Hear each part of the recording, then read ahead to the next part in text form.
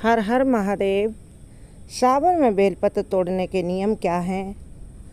पूजा में शिवलिंग पर कैसे करें बेलपत्र अर्पित, जिससे हमें शिव पूजन का पूरा पूरा फल मिले। महादेव हमारी सभी इच्छाएं पूर्ण करें।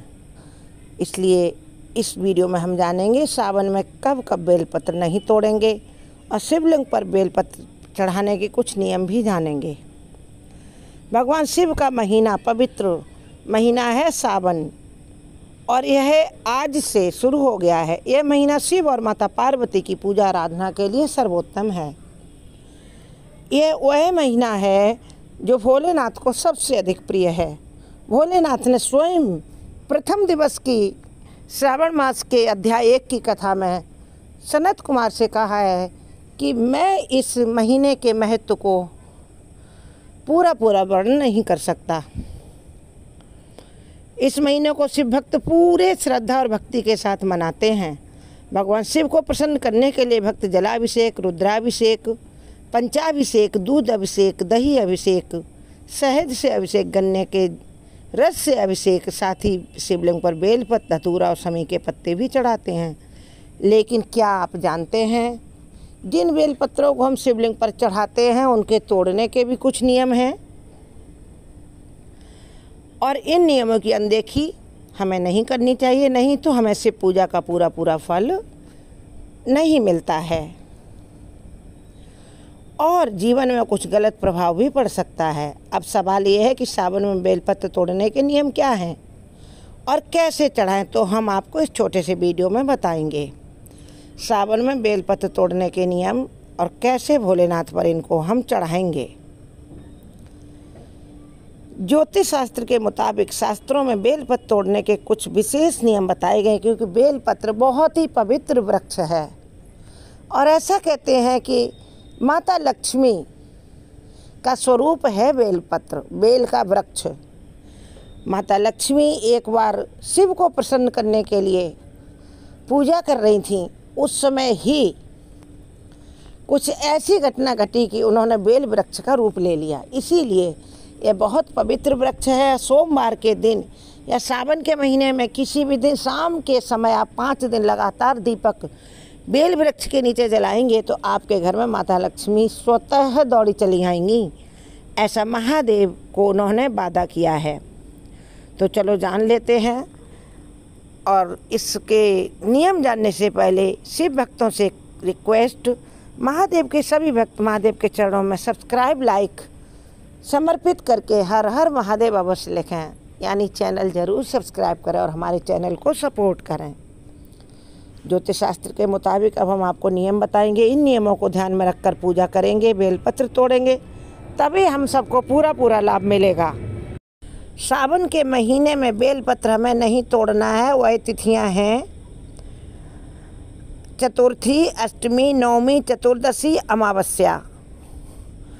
और सावन के महीने में सोमवार के दिन भी बेलपत्र नहीं तोड़ते हैं।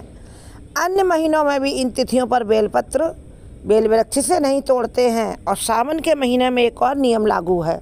ऐसा शिव महापुराण में लिखा है कि यदि हमें कल के दिन बेलपत्र यानी सोमवार को चढ़ाना है तो रविवार के दिन हम 12 बजे से पहले बेलपत्र तोड़कर रख लें। यदि रविवार की चतुर्थी है और जैसे आज शुरू हुआ है तो तृतीया तिथि होगी रविवार की, तो हम पहले सोमवार के लिए बेलपत्र बेल वृक्ष से रविवार को तोड़ सकते हैं। चतुर्थी, अष्टमी, ये तिथियां हमने आपको बताई हैं। इनमें किसी भी महीने में नहीं तोड़ना। चतुर्थी, अष्टमी, नवमी, चतुर्दशी और अमावस्या। और संभव हो तो संक्रांति और सोमवार के दिन भी बेलपत्र न तोड़ें बेल वृक्ष से। इसलिए इन तिथियों में बेलपत्र चढ़ाना है तो एक दिन पहले और दिन के 12 बजे से पहले तोड़कर रख लें। यह नियम लागू है क्योंकि अपराह्न में 12 बजे के बाद माता लक्ष्मी विराजमान हो जाती हैं बेल वृक्ष के ऊपर, तो माता लक्ष्मी बहुत नाराज होती हैं। इसलिए सूर्योदय के बाद और 12 बजे से पहले बेल वृक्ष तो से आप बेल के पत्ते तोड़ लें शिवलिंग पर चढ़ाने के लिए, और दूसरे दिन के लिए उन्हें ठीक से रख लें जिससे बेलपत्र सूखे ना, टेढ़े मेढ़े ना हो। उनका कोई पत्ता टूट न जाए, क्योंकि 3 पत्तों का ही बेलपत्र हम शिवलिंग पर चढ़ा सकते हैं, 2 पत्ते का नहीं। हर हर महादेव। चलिए अब जानते हैं क्या शिवलिंग पर चढ़ा हुआ बेलपत्र दोबारा चढ़ा सकते हैं और बेलपत्र चढ़ाने के नियम क्या हैं। शास्त्रों के अनुसार बेलपत्र का जो चिकना हिस्सा है वह आप शिवलिंग की ओर रखेंगे, यानी ऊपर का चिकना वाला हिस्सा, पीछे जो खुरदरा रहता है वह ऊपर की ओर रहेगा। यह आपको ध्यान रखना है। जैसे बेलपत्र ये दिखा रहे हैं, ये ऊपर का चिकना हिस्सा भगवान शिव की तरफ और नीचे का हिस्सा जो खुरदरा है वह ऊपर की ओर रहेगा।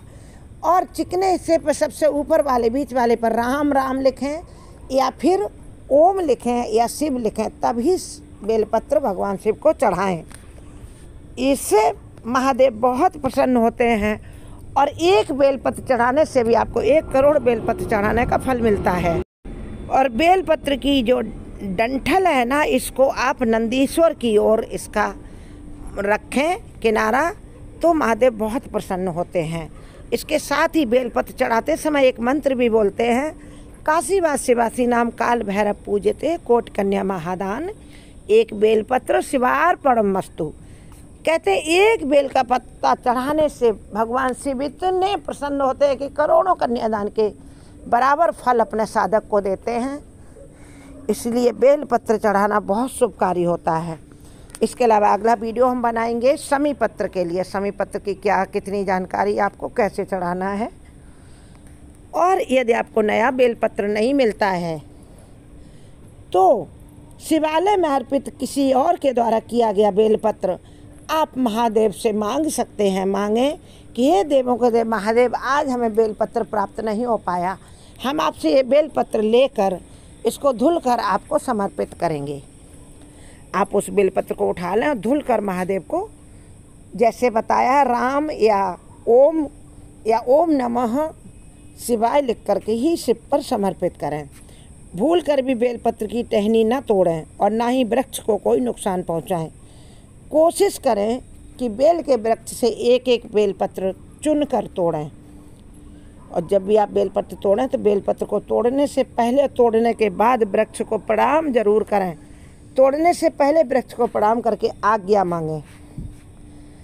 बेलपत्र चढ़ाने के नियम, हमेशा चिकना हिस्सा जैसे मैंने आपको बताया है वह शिव की ओर रहे, शिवलिंग की ओर, और बेलपत्र को हमेशा अनामिका अंगूठे और मध्यमा अंगुली की मदद से चढ़ाएं। 2 उंगलियों को अलग रखें। ऐसे बेलपत्र को अर्पित करें जिसमें चक्र और वज्र ना हो। बेलपत्र में जितना अधिक दल होंगे उतना ही लाभदायक माना गया है, शुभ माना गया। कभी कभी भाग्यशाली लोगों को 4-5 दल का भी बेलपत्र मिल जाता। ओम नमः शिवाय बोलते हुए चढ़ाएं या मंत्र बोलकर चढ़ाएं। हर हर महादेव। जुड़े रहें हमारे